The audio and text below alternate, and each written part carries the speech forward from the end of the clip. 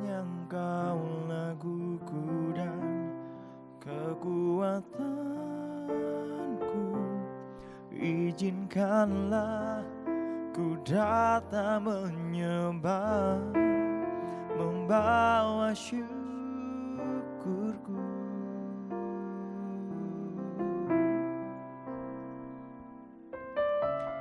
Hanya Kau tempatku berlindung, hanya Engkau laguku dan kekuatanku.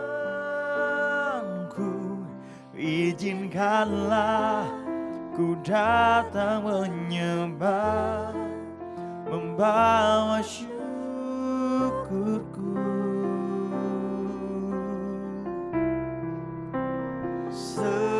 Sedalamnya hatiku Kau pun tahu,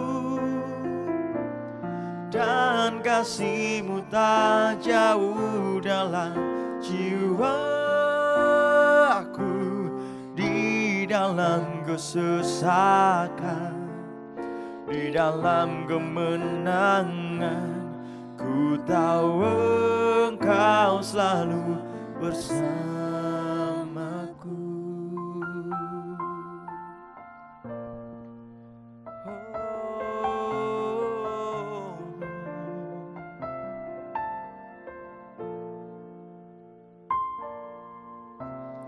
Hanya Kau tempatku berlindung,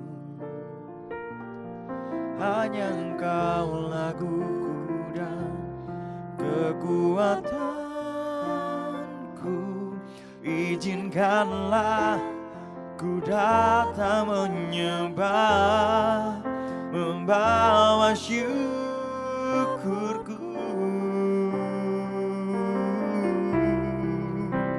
Sedalamnya hatiku Kau pun tahu, dan kasih-Mu tak jauh dalam jiwaku. Di dalam kesesakan, di dalam kemenangan, ku tahu Engkau selalu bersamaku. Sedalamnya hatiku Kau pun tahu, dan kasih-Mu tak jauh dalam jiwaku. Di dalam kesesakan, di dalam kemenangan, ku tahu Engkau selalu bersamaku. Sedalamnya hatiku Kau pun tahu, dan kasih-Mu tak jauh dalam jiwaku.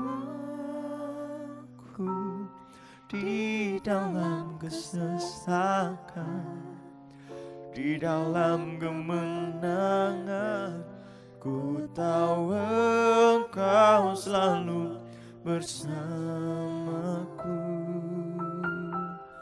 Ku tahu Engkau selalu bersamaku. Ku tahu Engkau selalu bersamaku.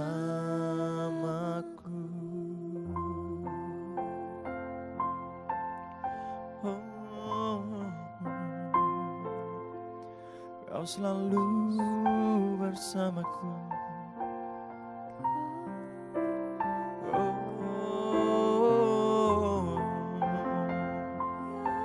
Haleluya, haleluya.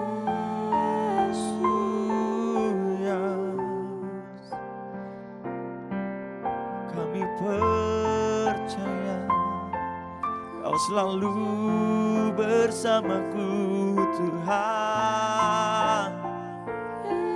Terima kasih. Haleluya, haleluya.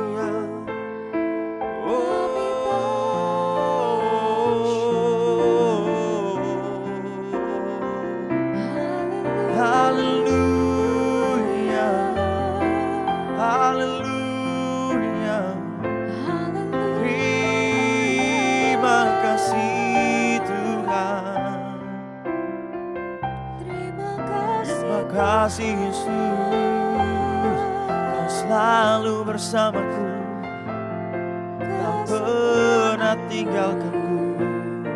Yesus, kami bersyukur.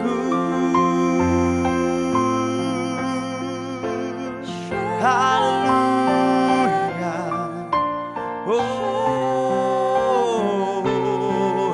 haleluya.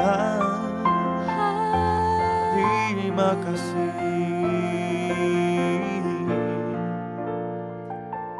Kami bersyukur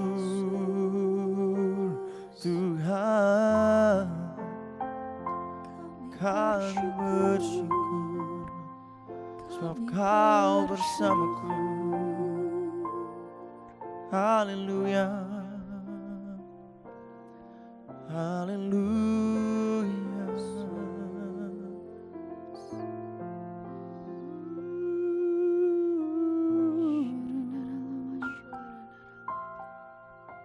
Mari sama-sama yang percaya katakan, sedalamnya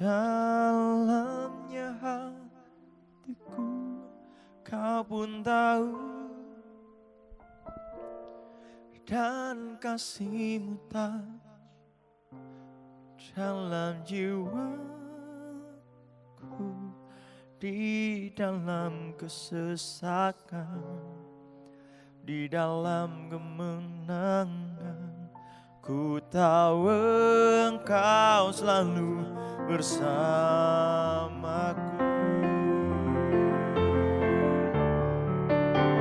Sedalamnya hatiku Kau pun tahu, dan kasih-Mu tak jauh dalam jiwaku,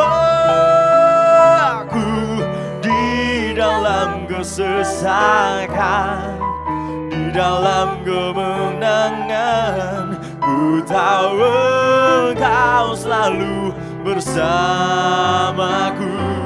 Sedalamnya hatiku Kau pun tahu, dan kasih-Mu tak jauh dalam jiwaku, di dalam kesesakan, di dalam kemenangan. Ku tahu Engkau selalu bersamaku. Ku tahu Engkau selalu bersamaku. Ku tahu Engkau selalu bersamaku.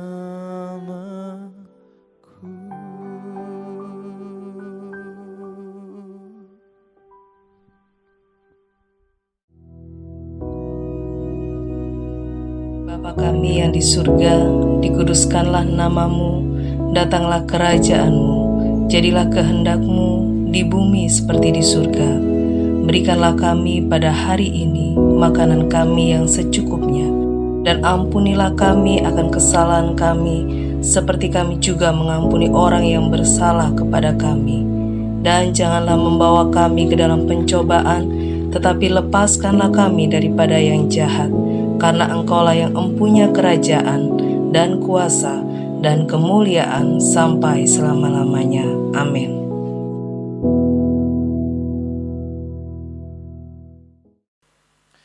Puji Tuhan, Shalom.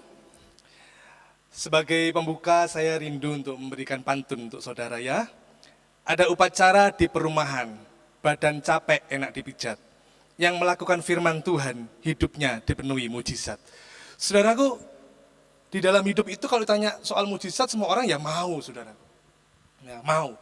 Tapi seringkali untuk mendapatkan mujizat, kita tidak instan. Ada yang instan, ada juga yang butuhkan waktu. Saudara. Dan salah satu penghalang untuk kita menerima mujizat adalah adanya dosa. Dosa menghalangi kita menerima mujizat. Dan hari ini saya akan memberikan sebuah perenungan untuk kita semua tentang satu dosa yang unik. Kenapa dosa ini unik? Karena biasanya dosa itu awalnya membawa kenikmatan, akhirnya membawa sengsara. Umumnya dosa itu seperti itu, membawa kenikmatan di awal, tapi berikutnya membawa sengsara di akhirnya, saudaraku. Ya, contoh misalnya dosa kenikmatan seksual, saudaraku, hawa nafsu. Waduh, menikmati dengan hawa nafsunya begitu menggairahkan. Tapi ujung-ujungnya membawa sengsara, hidup rumah tangga hancur, perceraian, perselingkuhan dan sebagainya. Mungkin ada dosa namanya kerakusan.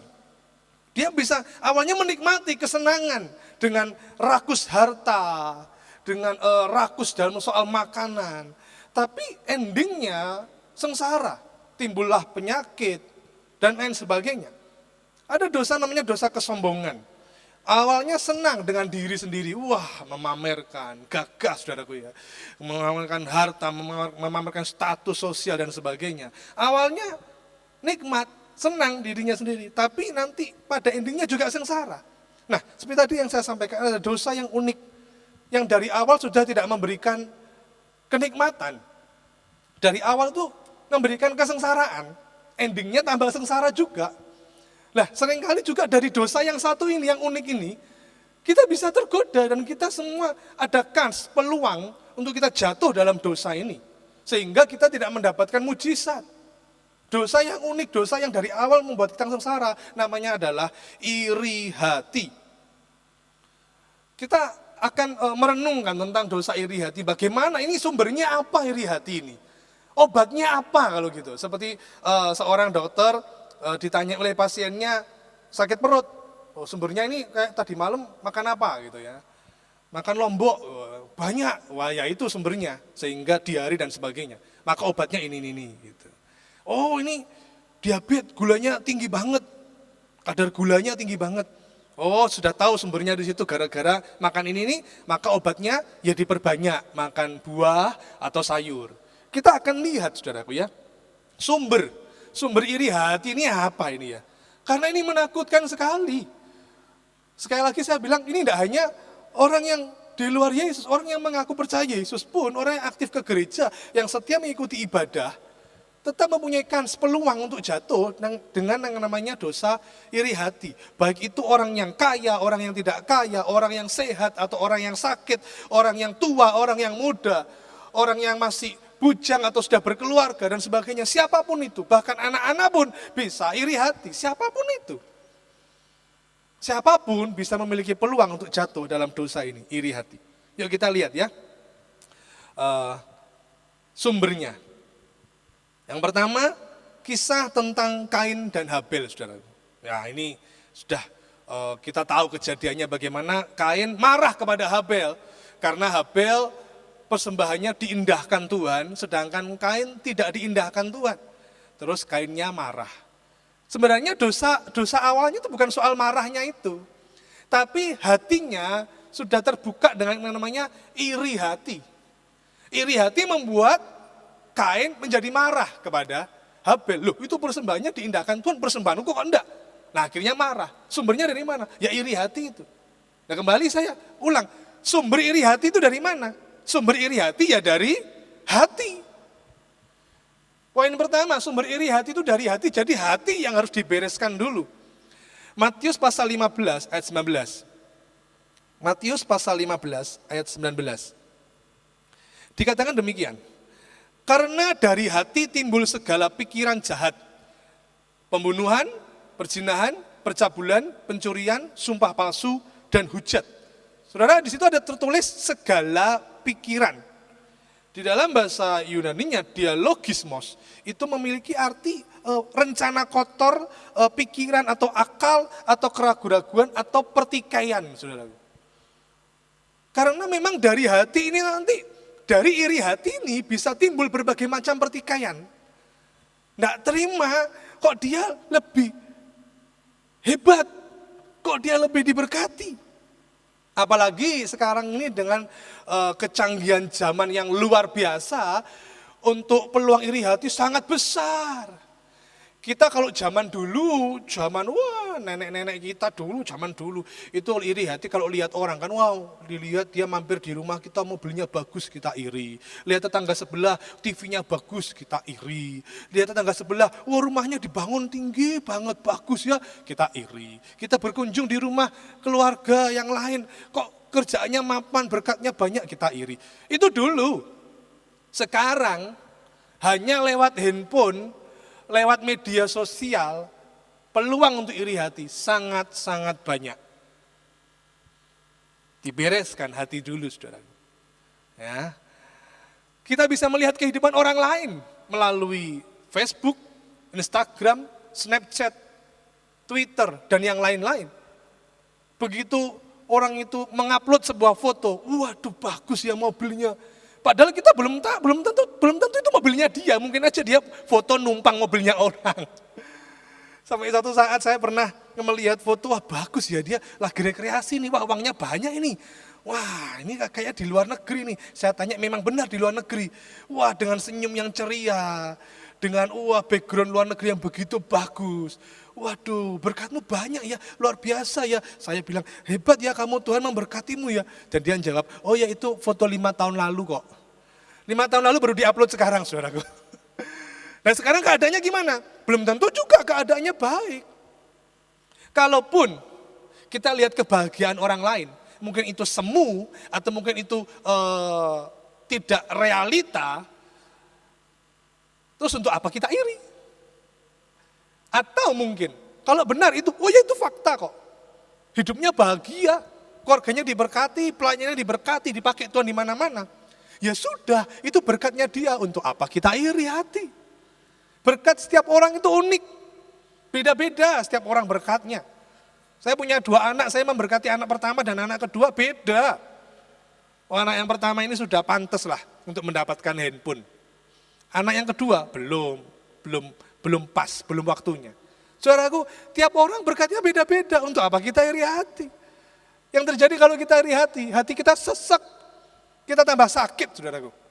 Dan akhirnya marah, gak terima dengan Tuhan, marah kepada orang itu, dan akhirnya terjadi adalah pertikaian, perselisihan, dibawalah iri hati ke dalam rumah tangga, yang terjadi adalah pertengkaran, yang menjadi korban adalah orang-orang di rumah dan sebagainya. Dari iri hati mulai menyebar segala pertikaian yang macam-macam saudaraku. Sumbernya dari hati. Sekarang kita lihat obatnya apa? Kalau dari hati obatnya firman Tuhan. Amsal pasal 4 ayat ke-23. Amsal pasal 4 ayat yang ke-23. Dikatakan demikian saudaraku. Jagalah hatimu dengan segala kewaspadaan, karena dari situlah terpancar kehidupan. Sekali lagi, yuk kita baca bersama-sama. Jagalah hatimu dengan segala kewaspadaan, karena dari situlah terpancar kehidupan. Hati perlu dijaga. Dengan apa? Dengan firman Tuhan. Siapakah firman? Yaitu Yesus. Di dalam kitab Yohanes, di pasal 1, saudara bisa baca pasal 1 ayat 1. Pada mulanya adalah firman, firman itu bersama-sama dengan Allah, firman itu adalah Allah. Ayat 14, Yohanes pasal 1 ayat 14. Dikatakan firman itu telah menjadi manusia, yaitu Yesus. Dan tetap di dalam Yohanes pasal 1 ayat keempat. Dalam dia ada hidup, dan hidup itu adalah terang manusia. Bagaimana hati kita bisa memancarkan terang kehidupan? Kalau ada Yesus di hati kita. Kalau kita mengizinkan Yesus menguasai hidup kita. Kita tidak mengizinkan orang lain menguasai hidup kita. Dalam arti terserah orang lain kehidupannya bagaimana, bukan urusan kita. Yang menjadi urusan kita, apakah Yesus mau enggak, berkenan enggak dengan hidup kita? Hati kita ini diisi apa? Diisi iri hati atau diisi firman? Kalau diisi firman ada terpancar kehidupan. Sehingga waktu kita diperhadapkan lihat media sosialnya orang lain, kita melihat kehidupan orang lain yang sukses, ya udah itu seperti lalat terbang, sudah, enggak ada apa-apanya. Lewat aja seperti angin lewat sudah. Enggak perlu kita, aduh kok dia begini ya, saya kok enggak bisa ya. Itu bukan urusan kita. Yang menjadi urusan kita, di hati kita ini loh ada firman atau tidak. Karena itu perbanyak baca firman, perbanyak hubungan dengan Tuhan, biar Tuhan terus mengisi hati kita. Maka saya percaya iri hati akan pergi, sebab ada yang lebih luar biasa, yaitu Tuhan di dalam hati kita. Itu yang pertama. Yang kedua, Jadi sumber iri hati yang pertama adalah hati. Obatnya firman Tuhan. Sumber iri hati yang kedua adalah kisah di mana Saul dengan Daud. Ya. Di dalam 1 Samuel pasal 18 ayat yang ke-7. 1 Samuel pasal 18 ayat 7 dan 8 ya. Dan perempuan yang menari-nari itu menyanyi berbalas-balasan, katanya Saul mengalahkan beribu-ribu musuh tetapi Daud berlaksa-laksa. Saudaraku, ini kisah bagaimana Daud baru saja mengalahkan Goliat gitu ya. Saulnya karena tidak berani menghadapi Goliat. Terus setelah menang, Israel bersorak-sorai. Terus itu perempuan, ini kalau zaman sekarang gitu ya, kalau ini hanya humor aja, kalau sekarang itu mungkin perempuan ini lagi bernyanyi, bersukacita, dia bilang Saul mengalahkan beribu-ribu, Daud berlaksa-laksa. Mungkin kalau sekarang zaman dulu, misalnya zaman dulu ada TikTok kan gitu ya, ada TikTok itu mungkin si perempuan sambil TikTok begitu ya. Saul beribu-ribu, Daud berlaksa-laksa dan sebagainya. Gak tahu gayanya gimana tariannya zaman itu. Tapi ini loh sumbernya saudaraku. Ayat ke-8. Ya, 1 Samuel 18 ayat ke-8. Lalu bangkitlah amarah Saul dengan sangat dan perkataan itu menyebalkan hatinya sebab pikirnya. Kepada Daud diperhitungkan mereka berlaksa-laksa, tetapi kepadaku diperhitungkan beribu-ribu. Akhir-akhirnya jabatan raja itu pun jatuh kepadanya. Saudaraku, sumber yang kedua iri hati sumbernya adalah panca indera yang tidak terarah kepada Tuhan. Matanya tidak terarah kepada Tuhan. Matanya melihat perempuan yang membanding-bandingkan antara Saul dengan Daud. Saul iri kepada Daud karena apa? Panca indera telinganya tidak terarah kepada Tuhan, terarah kepada para perempuan yang sedang membanding-bandingkan. Mulutnya Saul juga mengatakan yang tidak baik, marah, murka gitu ya saudaraku ya. Iri karena itu tadi, melihat orang membanding-bandingkan dirinya dengan Daud. Padahal ini kalau ibaratnya itu Saul ini juga enggak secara fisik itu luar biasa. Di dalam Samuel pasal 1 Samuel pasal 29 dikatakan Saul itu elok, gagah saudaraku. Ya. Wah ini bagus ya, tapi tetap enggak puas.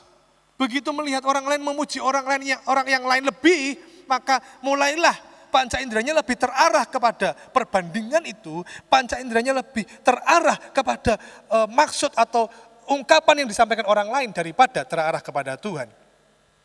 Hati-hati, saudara-saudaraku, mungkin hari ini jangan sampai panca indera kita ini lebih terarah kepada omongan orang lain. Kita dibanding-bandingkan sama orang. Sudah, anggap aja lewat. Kalau kita terarah kepada Tuhan, mau dibandingkan kayak apapun, enggak pengaruh. Kenapa? Karena kita terarah pada Tuhan. Beberapa waktu lalu saya membuat sebuah status begitu ya, di Instagram, mengatakan bahwa waktu kita itu melihat Tuhan, kita tidak tertarik melihat yang lain. Jadi kalimat itu simple, waktu kita melihat Tuhan, kita tidak tertarik melihat yang lain. Arahkan pandanganmu, telinga, mulut, semuanya kehidupanmu terarah kepada Tuhan. Maka iri hati tidak akan dapat menguasai kita. Baik mungkin orang lain membandingkan. Oh, itu tidak akan menguasai kita. Karena itu mungkin ada bos yang iri dengan karyawannya. Oh, masa ada sih bos yang iri dengan karyawan? Bosnya kan lebih kaya, masa ada sih? Loh ada, karena bosnya hidup rumah tangganya amburadul. Karyawannya kok baik-baik ya. Bosnya punya istri yang ganas. Karyawannya punya istri yang baik, kan iri saudara. Atau sebaliknya, karyawan yang iri kepada bos. Bosnya enak, bisa rekreasi terus setiap hari kaya. Karyawannya kok enggak, mulai iri. Karena itu, para suami jangan membandingkan istri dengan wanita lain. Para istri, jangan membandingkan suamimu dengan suami orang lain. Itu nyesek saudaraku. Termasuk para orang tua jangan membandingkan anak-anakmu dengan anak orang lain. Kamu itu kok enggak pinter sih? Kayak anak tetangga itu loh. Pinter saya juara 1, adiknya juara 2. Dapat piala ini, memenangkan kejuaraan ini. Kamu kok enggak sih Jangan membanding-bandingkan saudaraku. Andai kata itu misalnya anaknya mau membandingkan mamahnya gitu ya. Anaknya kan bilang, mama ini kok enggak cantik sih? Seperti mama sebelah itu loh cantik. Gimana perasaan kita? Saudaraku, jangan membanding-bandingkan. Mulai sekarang stop membanding-bandingkan. Ya. Stop membanding-bandingkan, saudaraku. Termasuk begini, jemaat membanding-bandingkan gereja. Wah, enak gereja ini ya. Gereja itu enggak enak. Stop membanding-bandingkan. Wah, kalau yang khotbah ini enak ya. Waduh, kalau yang khotbah itu enggak enak. Sepo, hambar. Stop membanding-bandingkan. Jangan membanding-bandingkan. Mulut kita dipakai bukan untuk membanding-bandingkan. Mulut kita dipakai untuk memberkati orang lain, saudara. Nah, kalau yang kedua adalah sumber iri hati itu dari panca indera yang tidak terarah kepada Tuhan, lebih terarah kepada lingkungan sekitar, mungkin orang lain, ya. Maka obatnya adalah perbanyak waktu dengan Tuhan. Ya, perbanyak waktu dengan Tuhan, itu obatnya, saudara. Makin kita punya banyak waktu dengan Tuhan, waduh, itu makin hidup kita luar biasa, diarahkan Tuhan ke hari depan yang penuh harapan. Kita tidak dipusingkan dengan apa yang dimiliki orang lain, dengan kehidupan orang lain, kita tidak dipusingkan itu. Kita akan terus melangkah ke hari depan yang penuh harapan. Coba seperti tadi, panca inderanya terarah. Mazmur pasal 26 ayat 3. Ya, Mazmur pasal 26 ayat yang ketiga. Dikatakan demikian, sebab mataku tertuju pada kasih setiamu dan aku hidup dalam kebenaranmu. Gunakan mata kita untuk tertuju pada kasih setia Tuhan, saudara. Bagaimana dengan panca indera mulut? Mazmur pasal 71 ayat ke-8. Mazmur pasal 71 ayat ke-8. Dikatakan demikian, saudara. Ya, Mazmur pasal 71 ayat 8. Mulutku penuh dengan puji-pujian kepadamu, dengan penghormatan kepadamu sepanjang hari. Mulutku penuh dengan pujian. Ada lagunya itu, saudara, ya. Bagaimana dengan telinga kita? Panca indera kita harus bagaimana dengan telinga? Roma pasal 10 ayat 17. Roma pasal 10 ayat 17. Jadi iman timbul dari pendengaran. Pendengaran oleh firman Kristus. Daripada telinga kita terbuka untuk berita-berita yang sekarang itu menggemparkan. Toh juga belum tentu benar. Ya, berita-berita palsu dan sebagainya membuat kita takut. Ya, belum nanti cerita dari orang ini, si A punya ini. Meskipun di masa sulit dia bisa berjaya luar biasa. Telinga kita dipenuhi seperti itu. Lebih baik telinga kita dengar firman Tuhan. Telinga kita dengar khotbah hamba-hamba Tuhan di GAB ini, saudaraku ya. Banyak, saudaraku. Dengar puji-pujian rohani. Setiap hari di rumah saya, pagi kita dengar radio rohani. Siang juga dengar radio rohani. Malam pun dengar radio rohani. Itu membuat iman kita timbul. Saudaraku, mari. Dari 2 poin ini. Yang pertama, sumber iri hati adalah dari hati. Ya, obatnya apa? Obatnya yaitu firman Tuhan. Jagalah hatimu dengan segala kewaspadaan karena dari situlah terpancar sumber kehidupan. Firman itu sumber kehidupan kita. Yesus dalam hati kita. Dan yang kedua, sumber iri hati yang kedua adalah panca indera yang tidak terarah kepada Tuhan. Terarahnya kepada yang lain-lain malahan. Nah, obatnya apa? Perbanyak waktu dengan Tuhan. Pasti nanti hidup kita makin dimuliakan Tuhan. Makin diberkati Tuhan. Situasi kondisi tidak akan dapat mempengaruhi kita. Orang lain tidak akan dapat menggoyahkan iman kita, menggoncangkan kehidupan kita. Karena kita terarah pada Tuhan. Dan pada akhirnya sebagai penutup saya berikan pantun. Ikan cantik, ikan lohan, enak dilihat waktu petang. Mari kita dekati Tuhan, biar iri hati tidak datang. Puji Tuhan. Tuhan Yesus memberkati kita sekalian. Mari kita berdoa. Terima kasih Tuhan. Biarlah sepanjang hari ini, sepanjang hidup kami dapat menjaga hati kita. Supaya kami tidak jatuh dalam dosa iri hati ini Tuhan. Supaya mujizat dapat kami terima setiap hari. Kami mau perbanyak waktu dengan Tuhan. Kami mau firman-Mu terus kami sukai, kami senangi, kami baca, kami lakukan. Dan kami mau Tuhan makin terarah kepada Tuhan. Mata kami, telinga kami, mulut kami, seluruh kehidupan kami terarah kepada Tuhan. Dan kami percaya hidup kami makin hari, makin dimuliakan Tuhan, makin diberkati dan makin menjadi berkat. Terima kasih dan kami mengangkat tangan kami terima berkat-Mu. Di dalam nama Tuhan Yesus Kristus, Tuhan memberkati engkau dan melindungi engkau. Tuhan menyinarkan wajahnya kepadamu, memberi engkau kasih karunia. Tuhan menghadapkan wajahnya kepadamu, memberi engkau damai sejahtera. Dalam nama Tuhan Yesus. Haleluya. Amin.